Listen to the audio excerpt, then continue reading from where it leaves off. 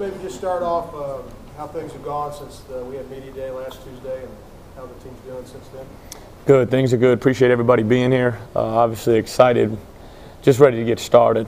You know, obviously a lot of anxiety, a lot of excitement, a lot of emotions, just ready to get out there for our first game. I know we've done Canada, and we've done the scrimmage, the closed scrimmage, but ready to really just get out in front of the public and see how our team performs in front of people, you know, from a real crowd and a real competitive standpoint, so we can watch tape and see what we need to continue to get better at. It's time to play other people, and it starts obviously tomorrow night. But thank you guys for being here. Very excited.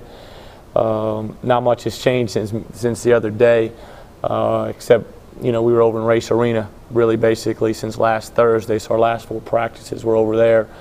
A little chilly over there, cold, but our guys fought the elements. I thought their focus was pretty good for the majority of practice for being over there. And obviously I know a long time ago it was a great atmosphere over there, but practice-wise right now it's pretty cold. So, but they were good, and looking forward to get back in the CFSB Center today, have a good practice, prepare for Bethel, just like we're going to prepare for Dayton, prepare for Austin Peay. We'll prepare for them the exact same way.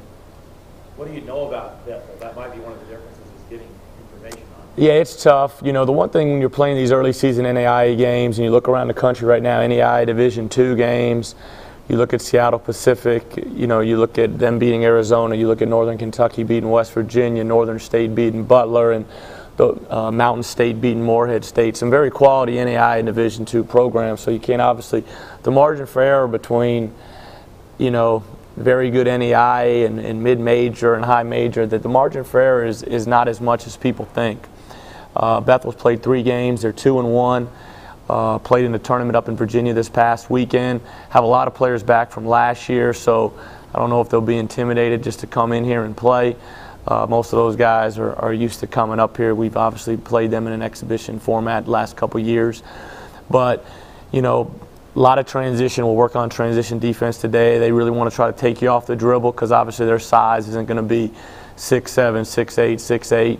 A lot of perimeter play, a lot of, you know, catch and drives, and we got to do a really good job containing the dribble. You care to share with us what your starting lineup is going to be tomorrow night? I won't go, you know, exactly. Obviously, I have a pretty good feel on who it's going to be, and you guys probably have a good feel of who it's going to be. But I don't want to really go public with that, but obviously leaning towards the experience, if that helps you. You guys can put that together.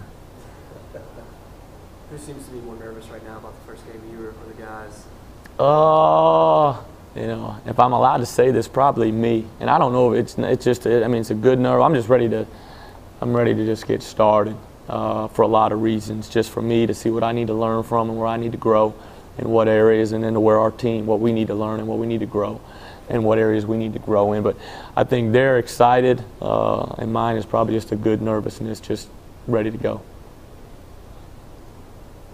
I talked to Isaiah last week, and he said that sometimes he has to tell you, you know, like, hey, I've got your back just as much as you've got mine. Is that a pretty cool feeling to, you know, taking over being a first-year coach, but to know you've got those guys who are key components of the team, you know, they're really on your back? Yeah, the character of our guys are great, and Isaiah, you know, obviously everybody knows what he's done the last 2 years here, and he's a, you know, integral part of our program, along with several other guys. And you know, it feels good. You know, I told the guys the other day, you know, I got their back. They need to have my back. That's part of being a family. It's part of being a tight program and a tight team. And so the thing about it, you know, we'll go through some adversity throughout the year, and that's where those things will show that we can stay together. Has it been different? Normally you're putting scouting reports together for the games that you scout.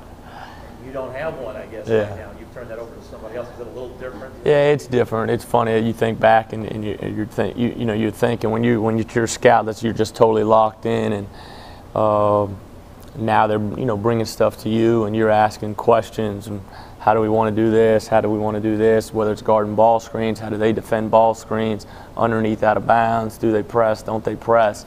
So it's a little different. I was thinking about that today, you know, ironically, because I was sitting in my office going through the scout report, you know, going through our notes, stats, box scores, and watching some tape. We do have a couple tapes on Bethel, so preparing a practice plan, and it's a lot different when you just walk in the office and just say, hey, coach, this is what they do. They do these couple actions. But now I got to sit down and get that information, and I've got to put together the game plan and put together the practice plan today. Do you have any big first game speech stays up for Friday, or will you use it tomorrow night? No, I won't. The one thing I will take from Coach Kennedy is try to be even keel through everything, and try to keep these guys focused on every game is as important as, that's the most important game. So Bethel will be the most important game Tuesday, and then Harris Stowe, and then Morgan State, and go on from there. And each game will have a speech of its own, or a kind of a motto or a theme of its own.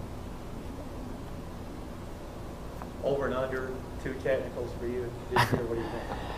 Man, I hope not. I don't think so. I've met with Curtis Shaw. He came by, and it was really nice. He came by, he visits every coach in the league, and just asked him some advice, what I should do as obviously a first-year head coach. And I'll be animated and emotional and excited, I'm sure, but I can cut it off quick. I hope. Saying you were the guy designated to pull Billy back. Who's the guy designated to pull you back? I hadn't decided yet. I'm glad you said that, because I need to make sure I remind somebody. So, because I remember the first time Coach ever got a technical, we were at Lamar, and I didn't get out there quick enough, and I felt bad, and he got on me, his wife got on me, everybody got on me. So, and he actually got the second technical, but the second technical wasn't anybody's fault. It came so fast, nobody could get up there to save him on that one. So that was a long time ago, though. Coaches calmed down too. So.